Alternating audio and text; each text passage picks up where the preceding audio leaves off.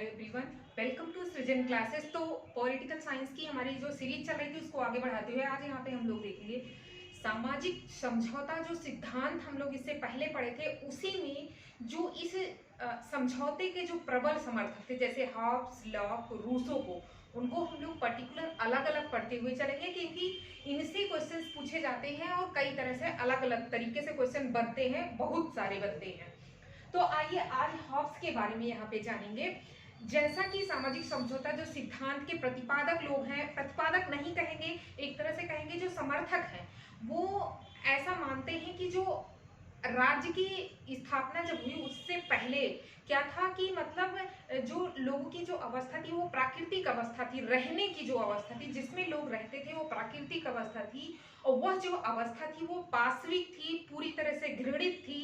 मतलब कि वहां पे लोग स्वार्थी थे, निर्मम थे, कोई नैतिकता नहीं थी, यानी कि मॉरलिटी नाम की कोई चीज नहीं थी, ना तो लॉ था ना तो कानून था। मतलब कि आप एक तरह से समझेंगे जिसकी लाठी उसकी भैंस वाला कॉन्सेप्ट वहां पे चल रहा था। उसी से क्या होकर के लोग तंग आकर के ही समझौता किया जिससे राज्य की उत्पत्ति हुई, राज्य बना, ठीक है, कॉमनवेल्थ का निर्माण हुआ। तो उसी में हॉब्स के बारे में देखेंगे क्योंकि ये जो है समर्थकों में से है और वो भी महत्वपूर्ण समर्थक है। इनके व्यक्तिगत जीवन से थोड़ा सा जान लेते हैं क्योंकि क्वेश्चन यहाँ से भी कई तरह से पूछे जाते हैं। तो जन्म जो है 5 अप्रैल 1588 को हुआ था इनका, इंग्लैंड में मल्सबरी में। ये बहुत ही पुअर फैमिली से बिलोंग करते थे। इनके जो पापा थे वो बहुत ही पुअर थे, लेकिन इनके डैडी का सहयोग इन्हें बहुत अच्छे से मिला और जो है आप ये समझिए कि ऑक्सफोर्ड जैसी यूनिवर्सिटी में इन्होंने अपनी जो है एजुकेशन कंप्लीट की, मतलब उच्च शिक्षा इन्होंने प्राप्त की ऑक्सफोर्ड जैसी यूनिवर्सिटी में। अब इनके बारे में यहाँ पे हम लोग देखेंगे, व्यक्तिवादी विचारक थे, व्यक्तिवादी, और कहीं कहीं ये आप प्रभुसत्तावादी भी देखेंगे तो ये दोनों थे। प्रभुसत्तावादी तब ये माने जाते हैं कि जब लोगों ने आपस में समझौता किया, सामाजिक समझौता हुआ, तो प्रभुसत्ताधारी, मतलब प्रभुसत्ता का एक प्रभुसत्ताधारी का निर्माण हुआ, जो राज्य बना प्रभुसत्ताधारी बना।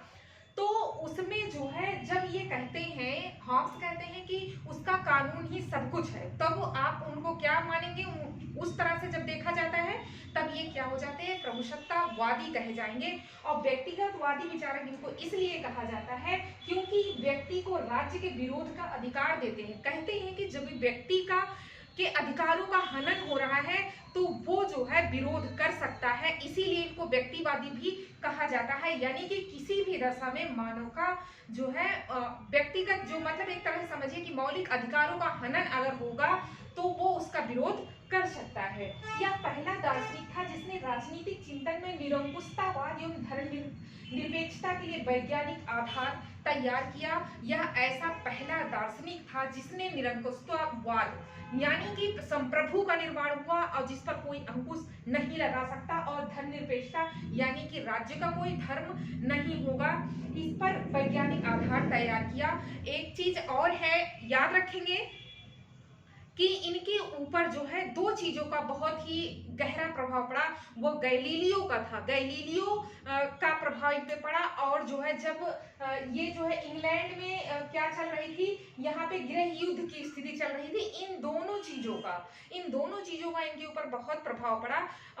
गैलीलियो का इस तरह से कि जैसे ग्रेविटी का उन्होंने जो सिद्धांत दिया था गैलीलियो ने, तो इन्होंने मतलब उनसे प्रभावित होकर इनका मानना था कि वो जो अवस्था थी प्राकृतिक अवस्था, उसमें चेंज लाया जा सकता है, साइंटिफिकली लाया जा सकता है, क्योंकि जो प्रकृति है, प्रकृति ने मानव को ऐसे मतलब दे रखा है, कानून दे रखा है, लेकिन केवल क्या किया है, उसने रिवील नहीं किया है, लोगों के सामने ओपन नहीं किया है। अगर मनुष्य अपनी व्यक्तिगत बुद्धि का अगर दिमाग लगाए, बुद्धि लगाए, विवेक लगाए, तो क्या कर सकता है, अपने लिए कई रास्ते निकाल सकता है। ये जो प्राकृतिक, ये जो घृणित, ये पाशविक जो स्थिति है उससे उबर सकता है, निकल सकता है। और जो है इंग्लैंड में गृह युद्ध की स्थिति चल रही थी, वहां पे भी कॉन्सेप्ट आप देखेंगे तो जिसकी लाठी उसकी भैंस, एक दूसरे को मारना, और जो है जिसको लूट सको तो लूटो, ये सारी चीजें कॉन्सेप्ट वहां पे भी था। तो ये दो चीजें इनके ऊपर बहुत ज्यादा मतलब अपना प्रभाव डालती हैं।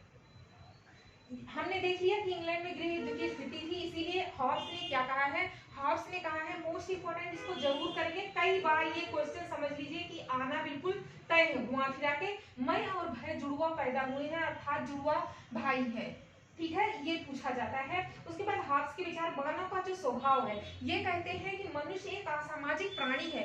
ये प्राकृतिक अवस्था में करें कि मनुष्य एक असामाजिक प्राणी व स्वार्थी है, सेल्फिश है, पूरी तरह से सेल्फिश है, मतलब अपनी खुद की पर्टिकुलर अपनी रक्षा के लिए किसी का भी अहित करने के लिए वो तैयार है। अहंकारी या आत्म अभिमानी प्राणी है। मानव स्वभाव में संघर्ष के 3 कारण है। मुख्य, प्रतिस्पर्धा, यानी कि एक दूसरे से किस तरह से आगे निकल जाए, एक दूसरे से किस तरह से किसके ऊपर कैसे हावी हो जाए, एक दूसरे से आगे निकलने की होड़ ही क्या है, आपस में टकराव का कारण है। दूसरा है अविश्वास, एक दूसरे पर कोई विश्वास नहीं करता है और कब कौन किसको मार दे, कब किसका अहित करने लगे, ये चीजें होती हैं संघर्ष का कारण। और वैभव यानी कि धन, मेन 3 कारणों में ये भी तीसरा है वैभव। समझौते का कारण क्या था? समझौते, ये जो समझौता हुआ इसका कारण क्या है कि इसमें जीवन संपत्ति की असुरक्षा, ये जीवन संपत्ति की असुरक्षा, मृत्यु के भय और संहार के कारण ही ये समझौता किया गया। क्योंकि जो है उस टाइम भी बहुत सारे ऐसे विवेकशील लोग भी थे, उसमें निवास करते थे। प्राकृतिक अवस्था में लोगों ने अपना दिमाग लगाया कि इस ये जो स्थिति है, इस स्थिति से कैसे पार पाया जाए, कैसे निकला जाए, एक कानून बने कि जो लोग हैं, जो मतलब बुरा करते हैं, उनको मतलब उनको दंडित करने के लिए किस तरह से कानून बनाया जाए, और मतलब इन सारी चीजों को कैसे मतलब एक तरह से एक कानून लॉ की कॉन्सेप्ट को लाने के लिए ये समझौता किया गया। हॉब्स की कुछ रचनाएं जान लेते हैं। हॉब्स की रचनाओं में सबसे महत्वपूर्ण रचना है लेवियाथन। लेवियाथन में ही इन्होंने राज्य की उत्पत्ति के कॉन्सेप्ट को पूरी बहुत अच्छी तरीके से इन्होंने समझाया है। दूसरी बुक है दी सीबे, तीसरी है दी कारपोरे और चौथी है एलिमेंट ऑफ लॉ। ये बुक्स बहुत इंपॉर्टेंट, जिसमें से सबसे ज्यादा कौन कौन ये है आपका लेवियाथन बहुत इंपॉर्टेंट है, बाकी देखेंगे सभी को। समझौते की विशेषताएं क्या है? यह सामाजिक तथा राजनीतिक दोनों प्रकार का था। सामाजिक इसलिए था क्योंकि जो लोगों की अपनी जो व्यक्तिगत मतलब आप ये समझिए इंडिविजुअल जो शक्ति थी, उसको क्या किया, एक संप्रभु को सौंप दिया, संप्रभु को दे दिया, और जो है मतलब एक बंधन में लोग एक सामाजिक बंधन में बंधे, इसलिए सामाजिक हुआ। और राजनीतिक इसलिए क्योंकि एक संप्रभु का निर्माण हुआ जो सबके ऊपर शासन करेगा, कानून का पालन करवाएगा, इसलिए राजनीतिक था। सामाजिक तथा राजनीतिक दोनों प्रकार था समझौते की, ये विशेषताएं थी। समझौते में शासक यानी कि प्रभुसत्ताधारी भाग नहीं लेता है क्योंकि वह शर्तों से बंधा नहीं है, निरंकुश है। समझौते में शासक यानी कि जो शासन करेगा प्रभुसत्ताधारी, वो भाग नहीं लेता है। कहाँ लेगा भाग? क्योंकि इसका जो प्रभुसत्ताधारी आया कब, जब समझौता हुआ उसके बाद आया प्रभुसत्ताधारी, इसीलिए क्या होता है कि ये जो है शर्तों में से बंधा नहीं है, निरंकुश है, तो ये इसमें भाग नहीं लेता है क्योंकि ये बाद में आया है। नंबरिंग आप इसको हटा सकते हैं, नंबरिंग से कोई मतलब नहीं है यहाँ पे।